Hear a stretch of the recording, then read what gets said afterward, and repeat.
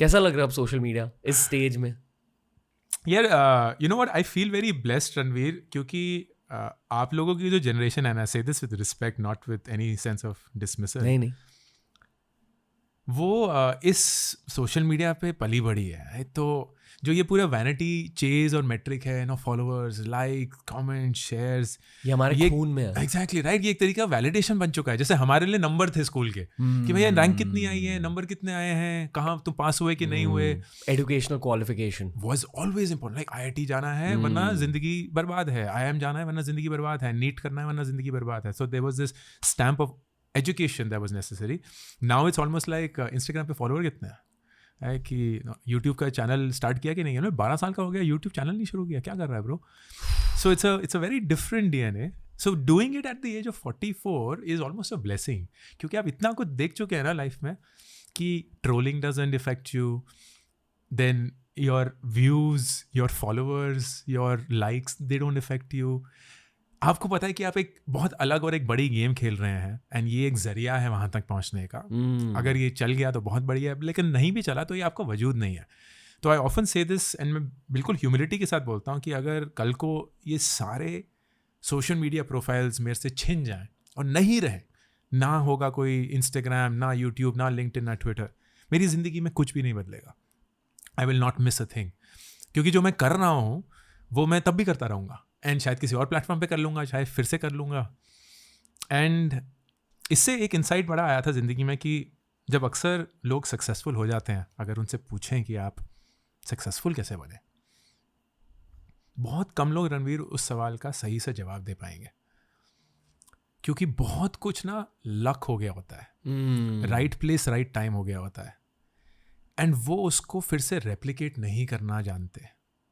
तो अगर सब कुछ उनसे छिन जाए एंड फिर वो फिर से स्टार्ट ऑफ द जर्नी पे आए, उनको ये खुद ही विश्वास नहीं है कि वो वापस उसी मकाम पे पहुंच पाएंगे जहां वो आज है।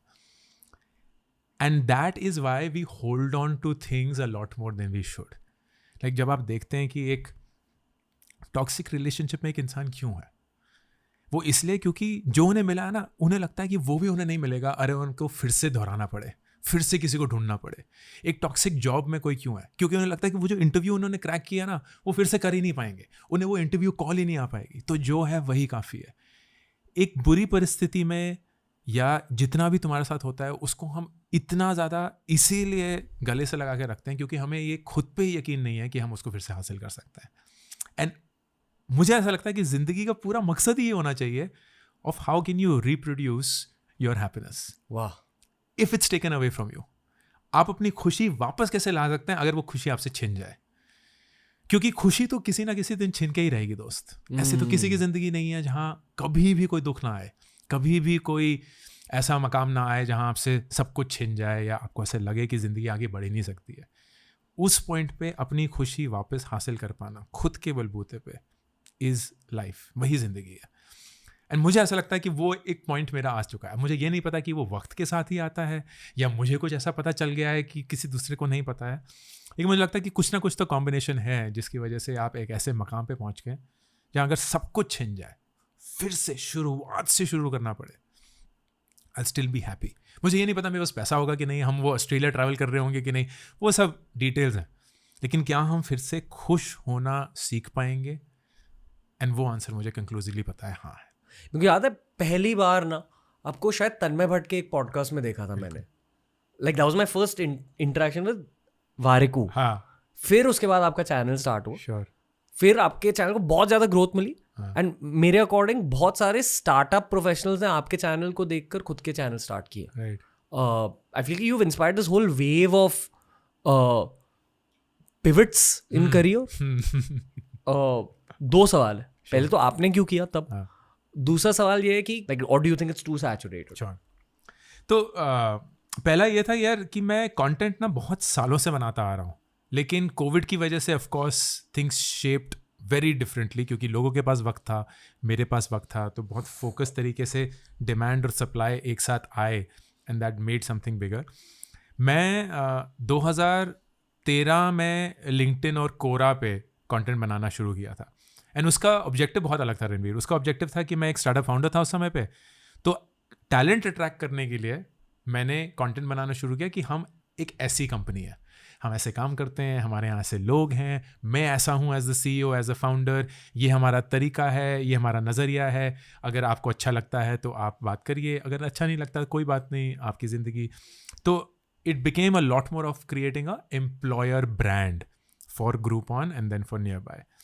2017 में यूट्यूब और इंस्टाग्राम शुरू किया, एंड वो भी इसी मकसद से था। तो यूट्यूब पे मैं एक प्रॉपर्टी चलाता था वारिकू वेंसडेज के नाम से, एंड हर वेंसडे मैं एक long form content piece release करता था on YouTube about my experience as a startup founder, कि क्या चल रहा है, कल्चर कैसे मैनेज करें, हायरिंग कैसे करेंगे, सक्सेस के क्या पैरामीटर होते हैं, वगैरह वगैरह वगैरह। All of that happened, and 2017 YouTube 2020 तक आई हैड अबाउट 7,500 सब्सक्राइबर्स। 3 साल की मेहनत, but very high brow content English में। मैं आज अपने वीडियो देखता हूँ, एक्सेंट कहाँ से आया हुआ है, एक्सेंट में बिल्कुल जैसे पता नहीं कहाँ से अंग्रेज की औलाद, और पूरा स्टार्टअप का कंटेंट बड़ा नीश, बड़ा कि मासेस के लिए तो बिल्कुल भी नहीं। एंड देन 2020 में द बिग शिफ्ट हैपेंड। एक तो हिंदी मूव हुआ या इंग्लिश मूव हुआ, दूसरा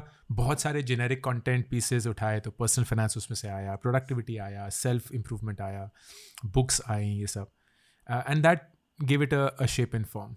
but I have always been very comfortable with the camera, with content creation, with video as such. तो एक नेचुरल सा एक वेव था, इसके लिए कुछ प्लानिंग नहीं करनी पड़ी, या ना ही कुछ स्पेसिफिक ऑब्जेक्टिव था कि ये कहाँ ले जाएगा, ये कैसे होगा। 2020 में जब मैंने शुरू किया था रणवीर, बहुत लोगों ने बोला यार लेट हो गया, लाइक संदीप महेश्वरी लगे हुए हैं 10 साल से, बियर बाइसेप्स लगे हुए हैं, ये मुझे भी बोला गया था 2015 में। एग्जैक्टली हर किसी को बोला था, हर एक इंसान को जिस वो साथ कर रहे होते हैं, तो नेसेयर्स आते ही हैं, वो बोलते हैं ब्रो मत कर, क्यों अपने पैर पे कुल्हाड़ी मार रहा है, क्यों ओखली में सर डाल रहा है, मत कर, कोई फ़ायदा नहीं है, बहुत मंजे हुए खिलाड़ी हैं। एंड वाकई में वो सच था। मैं पर्सनल फाइनेंस भी लूँ तो रचना रानाडे हैं, प्रांजल कामरा हैं, इतने सारे दिग्गज लोग हैं जो बहुत हाई क्वालिटी कंटेंट बनाते हैं, they are very well qualified to speak about it. तो एक अंकुर वारिकू की किसी को भी ज़रूरत नहीं थी, and yet I am where I am today, and that is just another reason for you to know कि आपका जो पर्सनल ब्रांड है ना, वो आप खुद हैं, because that's the definition of a personal brand. And मैं अक्सर ये बोलता हूँ कि ज़िंदगी में 2 तरीके हैं जीने के। एक कि आप हर एक इंसान को इम्प्रेस करने की कोशिश करेंगे, जो एक बहुत ही ड्रेनिंग तरीका है, बिकॉज देन मैं रणवीर को इम्प्रेस करूँगा, फिर मैं इसको इम्प्रेस करूँगा, फिर उसको इम्प्रेस करूँगा, तो आप उनकी चाल में ढल जाएंगे, आप उनके जैसे बोलना शुरू कर देंगे, उनके जैसा रहना शुरू कर देंगे, उनकी हाँ में हाँ मिलाना शुरू कर देंगे। बट आई फील कि उसकी वजह से आपका खुद का वजूद कहीं ना कहीं मिक्स हो जाएगा या गुमी हो जाएगा। दूसरा तरीका जो मैं अपनाता हूँ ज़िंदगी में, कि आप वो करिए जो आप हैं, एंड फिर ये देखिए उससे कौन इंप्रेस होता है। So you do what you want to do and see who gets impressed. And जब देश बहुत बड़ा होता है ना, और जब लोग बहुत ज़्यादा होते हैं, तो कहीं ना कहीं आपको अपना ग्रुप, अपना ट्राइब मिल ही जाएगा। यूट्यूब 450 मिलियन लोग हर महीने हमारे देश से आते हैं, 450 मिलियन। क्या उसका 1% मेरे काम को देख के शायद उसको सराह सकता है या उससे इंप्रेस हो सकता है? Answer is yes, which is 4.5 million. Like you have nearly 2% of all of YouTube impressed by what you do. And I have say 0.7% of what YouTube has to offer. लेकिन ये छोटा सा नंबर भी एक बहुत बड़ा नंबर बन चुका है ना। Like आप इतने मिलियंस फॉलोअर्स में हैं, मैं जितने पे भी हूँ, and it has happened.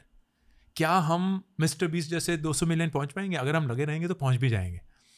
But the point is, you will always have someone who is impressed by who you are. आपको सिर्फ ऑथेंटिकली अपना वजूद लोगों के सामने रखना है, and you will automatically attract people. लेकिन जहाँ भी खोखलापन आना शुरू हो जाता है ना, जहाँ भी आप फ्रॉड मचाना शुरू करते हैं या एक नकाब पहन के लोगों के सामने आते हैं, वो नकाब किसी ना किसी दिन तो हो ही जाएगा साफ। क्योंकि आप कंसिस्टेंट हो ही नहीं सकते. You can never be consistent with something that you are not authentically doing.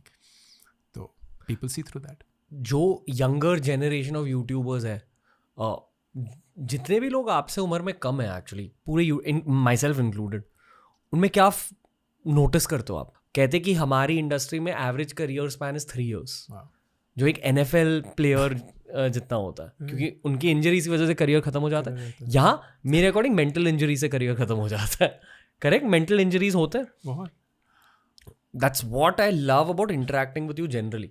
हमेशा कुछ ना कुछ सीख के जाता हूँ, क्योंकि आप वही इस पूरे गेम को ना बहुत अलग पर्सपेक्टिव से देख रहे हो. अगर आपको ये क्लिप अच्छा लगा तो ऐसे ही 1000 क्लिप्स अपलोड किए गए हैं इस चैनल पर, बस देखते जाओ और सीखते जाओ.